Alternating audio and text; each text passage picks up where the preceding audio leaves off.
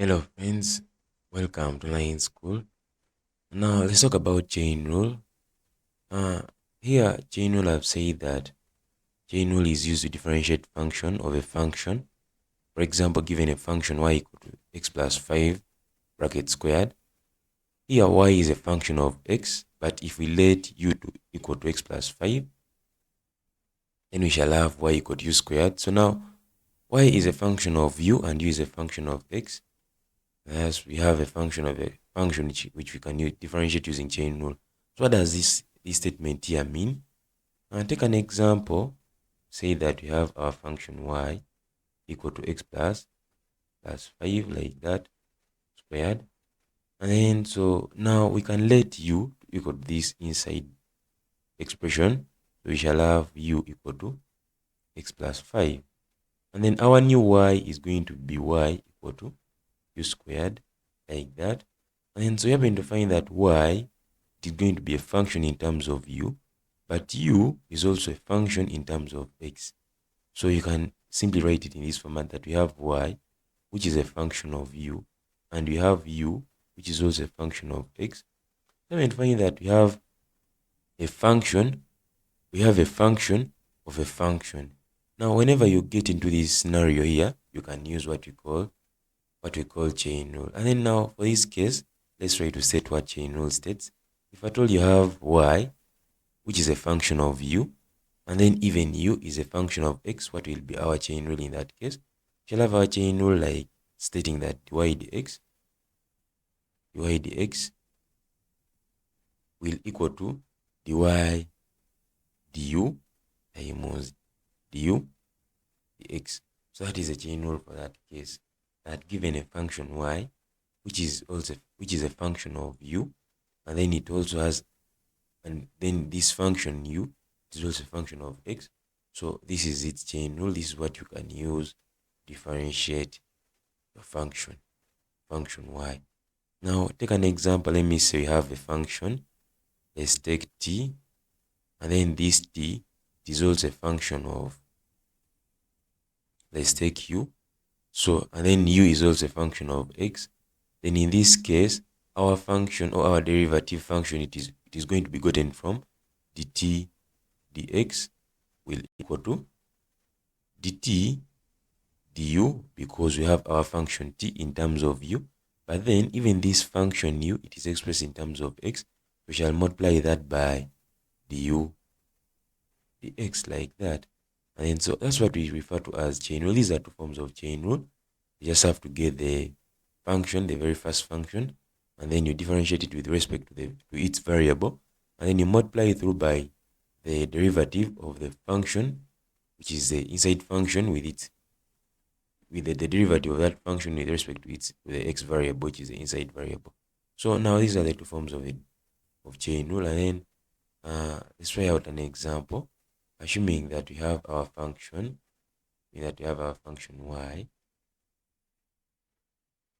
y equal to 2x plus 1 power 4. Yeah, so this is a very good example. We have a function y equal to 2x plus 1 to power 4. And then so you note that in this case here, mere dropping this 4 and subtracting 1 from this 4, it will give you something, it will give you a wrong derivative. So we're going to find that now this one here, since now we have our variable x, and it has a coefficient which is 1 to 1, this is 2. So we shall use chain rule in this case to get something correct. So now how do we use chain rule? We shall say that let u equal to 2x plus 1, and then in this case I'm only letting this inside part to be the u. Now what is going to be my new y? My new y is going to be u to power 4. Remember, the whole of this is a u. We shall have y equal to the whole of this, which is u, let it to equal to u, into power 4. Now here you note that I have my function y, which is in terms of u. But then also remember that you have our u being equal to x plus 1. So my u, it is also in terms of x. So note that we shall have something like this y, which is expressed in terms of u, and then whereby u is also in terms of x like that. So this is what we have. And then when you get to that, we can apply chain rule in that case. that point there. So we shall have chain rule giving us a derivative function dy dx being equal to dy du times du dx, alright, like that. And then so that's the formula you're going to use. Now what is dy du? Remember our y is equal to u to power 4. So dy du is going to be given, and then this is general and explicit function. So we do this so that we can get simple explicit functions that we can just differentiate using power rule. And then from power rule here, remember now this our variable, it is we are differentiating y with respect to u. Now here we shall have to just drop the power, and then we shall say that you drop the power, and then you subtract the 1 from your previous power, which is 4 minus 1, get 4u cubed, and that is a dy du. So now let's get to du dx. How do we get du dx? We have our u being equal to 2x plus 1. And then so what is du dx using power rule? Using power rule, we shall come and say that this 2x here, this is the same as x to power 1. So we drop that 1. We subtract the 1 from that power. We shall get something like this. 2 times 1 times x to power 1 minus 1. We shall remain with 2 x to power 0. And x to power 0, it is the same as a 1. I'll just get a 2. And so here we have 2 as our du dx. And even this one, when you differentiate it, remember when you differentiate a constant, we get a 0. So now after reaching that step, let's substitute into our formula. We shall have dy dx being equal to dy du, which is 4u cubed, times du dx, which is a 2. So, and then this one is going to give us 8u cubed. So we shall have dy dx. Then remember that in the question we never had a u, we have to take this u back to its value. So in the question, so we shall have dy dx equal to 8. What's the value of u? U is 2x plus 1. 2x1 plus 1 to power 3. And then this is a derivative function of our y function which we are given. This is the derivative function. And then by so doing, you're done with finding the derivative of the function y equal to 2x plus 1 to power 4. Generally, in general, we express it, or we put it into the form where we had a function of a function. We had y being a function of u, and then u being a function of x, and then from there we substitute into our formula for chain rule. And then it's called chain rule because it's like you're forming chains of these functions. When you have y chaining with u, and then u is chaining with x. So in general, that's why it's called chain rule. And so let's try to have a look at another example here. And then let me try to get an example which is in the format of trigonometric function. And then we see how we can differentiate trigonometric functions using chain rule. So here, assuming that we have our function y, and have y equal to sine 4t. So when you have something like that, how do you differentiate it using chain rule? Let me note that here we have y being a function in terms of sine, and then sine it is also has an angle in terms of t, and this is 4t. So how do we begin that? Remember, we can say that now our y, or let's begin by saying that let u equal to 4t, like that. And then our new y is going to be in terms of sine u. So you note that the whole of this, we've let it to be u, and then we have our y equal to sine u. So we have our u in terms of t, and then our y in terms of u. It's like this. We have our y chaining with u, and u is chaining with t, like that. Now we have a chain, and then let's use chain rule. We know that from chain rule we shall have dy dt will equal to, and then this one here, the derivative function, we get it with respect to this very variable in the question. So that's why we said dy dt. Dy dt will be equal to dy to our variable u, which we've let, times du dt, because u is chaining with t and y is chaining with u. So we shall have what is dy du. And so you note that when we are differentiating from first principles, we worked out how to differentiate sine of a single angle. It was sine x, and then we observed that the derivative with respect to x of sine x it was giving us cos x. So in this case here, it is also the same. It's only the variable changing. dy, when you differentiate, this is sine t with respect to t. So this one here, it will give us cos t, like that. So, but then here we have it in our variable. We have it in variable u. So, same as having, when you differentiate sine u with respect to u, we'll get cos u, like that. So, our derivative here of dy du, it is going to give, remember our y is sine u, so it's simply you can just put your sine u here, and then we shall have dy du as just cos u. And then for du dt, this is an explicit function. So you can just say that du dt, when you drop the power, our variable here, it is t to power 1. When you drop a 1 and subtract a 1 from 1, you remain with 2 to power 0, and then we shall only get a 4 here. Then after that, we can get on to substituting into this formula here. So we shall have dy dt being equal to dy du, which is cos u, times du dt, which is, so it's like we have cos u multiplying a 4, and then we shall get 4 cos u. And then in our question, we never had a variable u. We can take it back and we say that dy dt is equal to 4 cos u, and then we know that u is 4t. And then so this is our derivative function of y equal to sine 4t.